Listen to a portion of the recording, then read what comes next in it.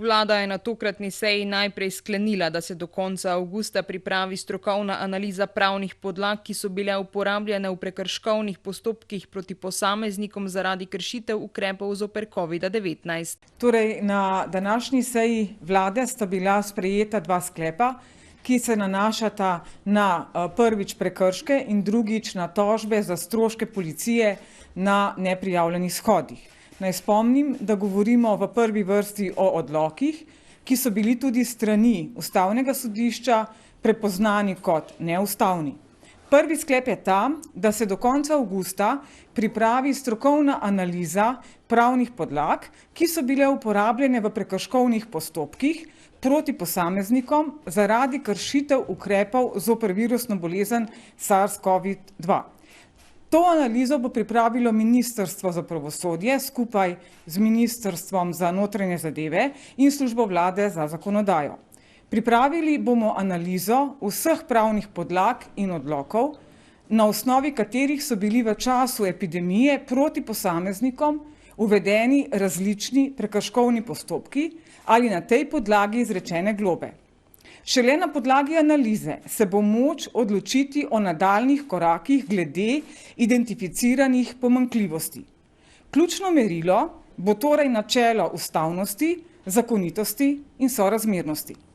V okviru priprave analize bomo konkretno opredelili različne kategorije prekrškov oziroma prekrškovnih postopkov. Ne gre za potezo velikega čopiča, nasilneže ne bomo enačili z miroljubnimi protestniki. K reševanju je potrebno namreč pristopiti postopno in na način, ki ne bo povzročal novih pravnih dilem ali morda celo krivic. Pomembno je spoštovati načelo enakosti med državljani. In drugi sklep se nanaša na prenehanje veljavnosti sklepov vlade glede tožb za povrnitev stroškov policije na neprijavljenih shodih. Vlada je preklicala sklepe prejšnje vlade iz decembra 2021 o vložitvi tožb za povrnitev stroškov policije na 4 shodih. Delovna skupina Državnega odvetništva je namreč Ministrstvu za notranje zadeve svetovala, da se nove tožbe ne vlagajo, že vložene pa umaknejo. Naj ponovim, poseg v ustavno pravico so dopustni le izjemoma in poseg mora biti seveda nujen in sorazmeren. Zgolj formalna pomanjkljivost neprijava shoda namreč ne utemeljuje stroškovne sankcije v smeri naložitve stroškov policije. Šlo je za ustrahovanje. Omenjena formalna pomanjkljivost je namreč že sankcionirana s prekrškovno sankcijo oziroma globo, ki jo je policija tudi izrekla, za kar se vodijo ločeni postopki. Ministrica je na kratko komentirala tudi razkritje nehumanih razmer v podjetju na Kozini. Stanje tam naj bi bilo večkrat prijavljeno policiji. Torej, seveda vsakršno na tak način ravnanje z ljudmi je seveda absolutno nedopustno in zavržno. Policija bo podala informacije, v kakšni fazi postopka preiskave je konkretno ta primer, tako da seveda bo policija tista, ki bo odgovorila na to vprašanje. Vlada pa je imenovala tudi vršilca dolžnosti generalnega direktorja finančne uprave Petra Gruma. Jaz bi ob tem povedal, da sem zelo zadovoljen, da se je gospod Grum odločil in naredil ta korak.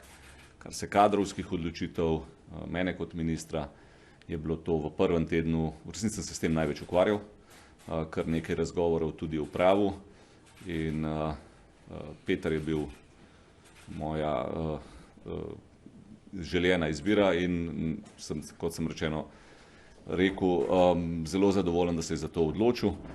Peter je karierni davkar, njegova prva služba je bila v takrat še davčni upravi, sicer v izpostavi Ljubljana Šiška. 2014 je postal namestnik generalnega direktorja, takrat že Fursa. Zadnji 2 leti je odšel iz Fursa, bil je direktor direktorata za informatiko na Ministrstvu za javno upravo in zdaj se iz Ministrstva za javno upravo vrača na Furs. Tako da, kot rečeno, sem zelo vesel in verjamem, da bo Furs naprej delal strokovno, kompetentno in nepolitično. In kaj o tem pravi Grum? Moram reči, da sem zelo vesel, da mi je gospod minister dal to priložnost, da prevzamem ta pomemben položaj. Dejstvo je, da zdaj v tem letu in 8 mesecev, kot sem bil odsoten iz finančne uprave, so se določene stvari spreminjale.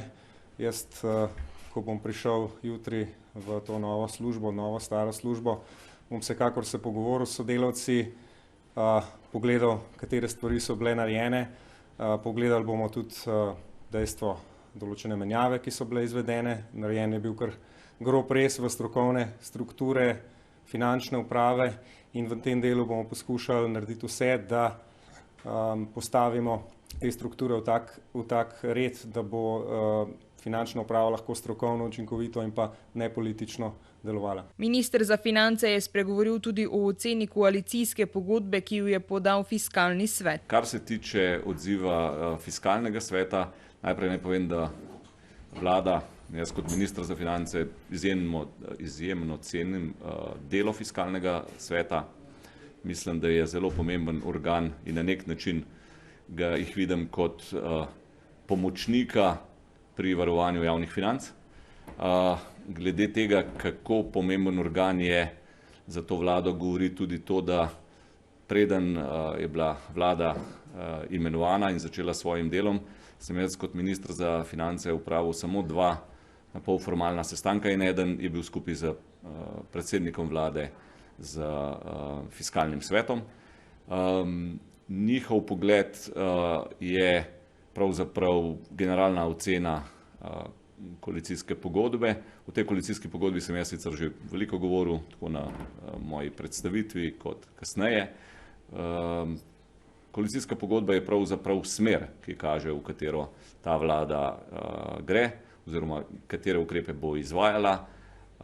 Jih bo pa seveda absolutno prilagajala stanju javnih financ. Tako da v koalicijski pogodbi bomo šli v smer, kot je opisana, nikakor pa ne bomo teh ukrepov delali na pamet ali pa prehitro, ampak vse v skladu s tem, kar nam bo pač dovoljevale okoliščine. Tako da iz tega vidika nikakor, mislim, da če je bilo to razumljeno kot opozorilo, že od koalicijskih pogajanj naprej se jaz tega zelo dobro zavedam in kot minister za finance seveda pri tem ne bom popuščal. Torej, še enkrat, Fiskalni svet vidim kot zelo pomembnega partnerja. Boštjančič je komentiral tudi dohodninsko reformo. Glede dohodninske reforme in tudi ostalih stvari, pravzaprav vsak ven iz tega jemlje samo tisti del, ki mu ustreza. Stvar je zelo, bistveno bolj obsežna. Trenutno seveda so tekoče gospodarske razmere dobre, zaradi tega so tudi prilivi visoki, ampak to ni povezano z dohodninsko reformo. Zdaj seveda pa je vrsta znakov, da se zna to zelo hitro spremeniti, tako da in s tem se predvsem mi ukvarjamo in kot sem že večkrat povedal, izrazito nasprotujem parcialnim ukrepom, predvsem na področju davkov. Davki so eno ključnih področij, ki se ga kot minister sem se ga v bistvu že lotil. V prvem tednu sem znotraj ministrstva največ sedel z ljudmi iz direktorata za davke.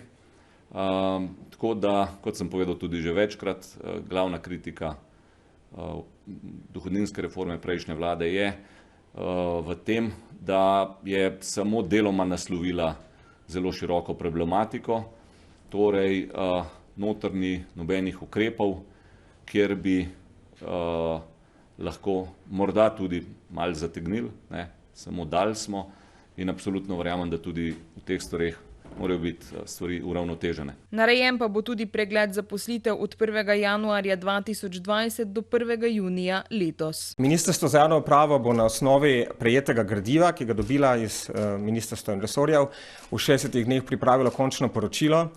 In ko se bo vlada seznanila s končnim poročilom, bo z ugotovitvami tega poročila seznanila tudi javnost. Glede netočnih interpretacij, glede namena omenjenega pregleda, ponovno izpostavljam, da nikakor ni namera vlade odpuščanje, pavšalno spreminjanje kadrovskih potez, opravljenih v obdobju od januarja 2020 do konca maja 2022, ali izpostavljanje katerekoli javne uslužbenke ali javnega uslužbenca. Izključni namen priprave pregleda novih zaposlitev in premestitev ugotoviti, ali je pri napredovanjih, imenovanjih in drugih kadrovskih potezah prišlo do neustreznih, neprimernih ali celo nezakonitih praks kadrovanja. Če bo ugotovljeno, da obstaja vzorec tovrstnih praks, bo ta praksa sanirana strokovno utemeljenimi sistemskimi rešitvami. Cilj teh rešitev pa je ponovno, poudarjamo, profesionalizacija državne uprave. Takšen pregled kritizira stranka SDS. Strankin poslanec Zvonko Černač je izrazil skrb, da nova koalicija na ta način išče posameznike, ki niso del njihove politične pripadnosti.